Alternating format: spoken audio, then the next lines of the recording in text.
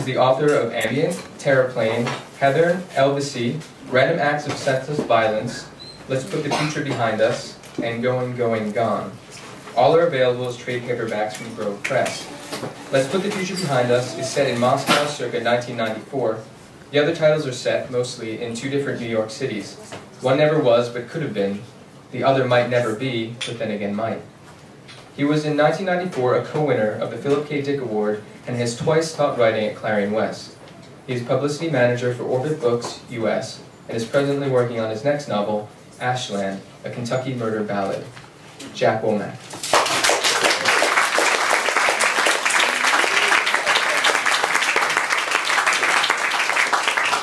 And that is what I'll be, in fact, reading from tonight, which I started writing during a brief period of gainful unemployment a few months ago. And this one is sort of my family novel, and I suspect is to family novels in general, probably not unlike the way my science fiction is like the rest of science fiction. And I can say that this is the beginning, and that the protagonist is my great-grandfather, and that news article herein is Googleable. And this is the opening of Ashland, a Kentucky murder ballad. Flesh descending in a shower. An astounding phenomenon in Kentucky. Fresh meat like mutton or venison falling from a clear sky. Louisville, March 9. The Bath County, Kentucky News of this date says, on last Friday, a shower of meat fell near the house of Alan Crouch, who lives some 2 or 3 miles from the Olympian Springs in the southern portion of the county, covering a strip of ground about 100 yards in length and 50 wide.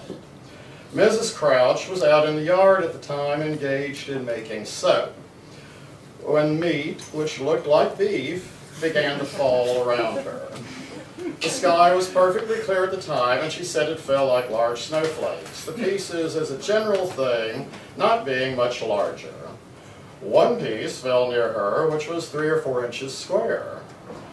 Mr. Harrison Gill, whose veracity is unquestionable, and from whom we obtained the above facts, hearing of the occurrence, visited the locality the next day and says he saw particles sticking to the fences and scattered over the ground.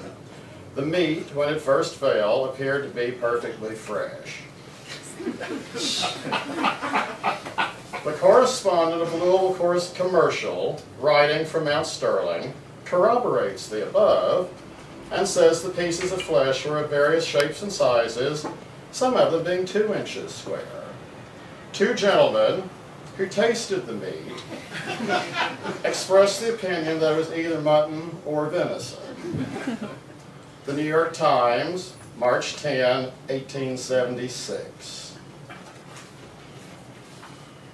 Good goddamn, Ed Tencher mutters, feeling something hit with a splotchy sound on the shoulder of his new Sunday frock coat.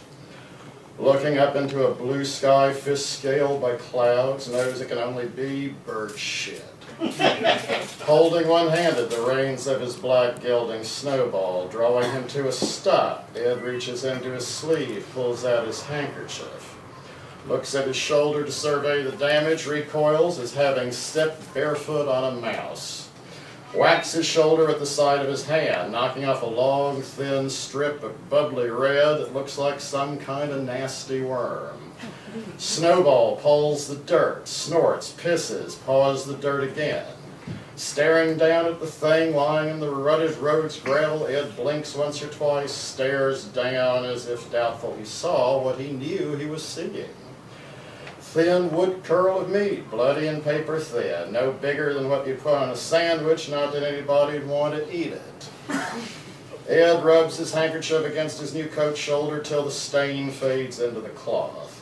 Looking at the linen as he stuffs it back up his sleeve, he sees as much red as he does black. Rubs his coat's wool between his fingers, marveling again at the tent-like stiffness, wondering if it'll take longer to break in his coat than it did to break in his boots. Takes care to shoot the cuffs, pulls at the lapels to adjust the collar, thinking himself a fool for believing the coat would make him look fancy. If he'd bought it in Lexington, maybe so, but this model he got at Salter's in Owingsville. Sitting on Snowball, it feels like he's been stuffed into a 3-button burlap potato bag with his arms pushed through stovepipes. Feels another thump, this one atop the crown of his black slouch hat. Good goddamn. Lifts his hat off his head, isn't surprised to see a shard of muscle drooping down onto the brim. Shaking it onto the ground, readjusting his hat, he sees another piece and then another coming down out of the ether. Leads Snowball off the road, down a path to a nearby grove of chestnut trees, bare leaf but whose entwined limbs provide cover as the rain comes down. Sniffs at the air as when he goes hunting in the fall. Smooths his mustache away from his nostrils to a loud, unfiltered intake. His is a luxurious growth for one who hasn't yet attained the 17th year. Ed identifies wood smoke from the cabins, coal smoke from the trains, the vaguely lemonish smell of a particular kind of fern, horse shit, damp loam, the chemical tang of lye drifting from a soap-making kettle, the carrying odor of sour mash, and a slight sweet smell suggesting something close by was dead. Picking up a piece of meat from a limb nearby, Ed smells nothing. Listening, Ed hears wind ruffling the branches of the trees, water gurgling over rocks in the creek as it tumbles downhill, 14 species of birds. The gentle splashing of the first soft drops of spring rain slowly intensifying. He watches feathers of meat flutter free of the sky, weightless in air, flat and dead on the ground. Crimson snow showers from Garrett's Pass 100 or so feet to his left and then across his field of vision to where the road curves around a bend, drifting toward the hollow where the Crouches live. A 2-year-old ham awaited him at the Crouches, but it could wait a little longer.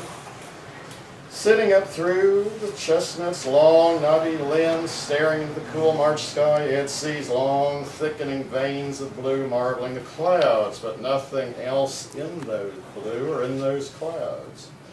Returning his gaze to earth, he watches a host of tiny red butterflies spinning down from above. Shutting his eyes against the heathenishness of it all, he remembers 10 years past, right after Francis died, stillborn. And Daddy buried him somewhere up on the hill where it wouldn't ever flood, and where, he now understood, the pigs wouldn't root him up. 10 years earlier, he and Daddy and Mama and Sister Betty went to visit relatives in South Ohio in the Mound Country. First morning there, Cousin George comes in with his long rifle, says, "Get up, boys, pigeons on the way."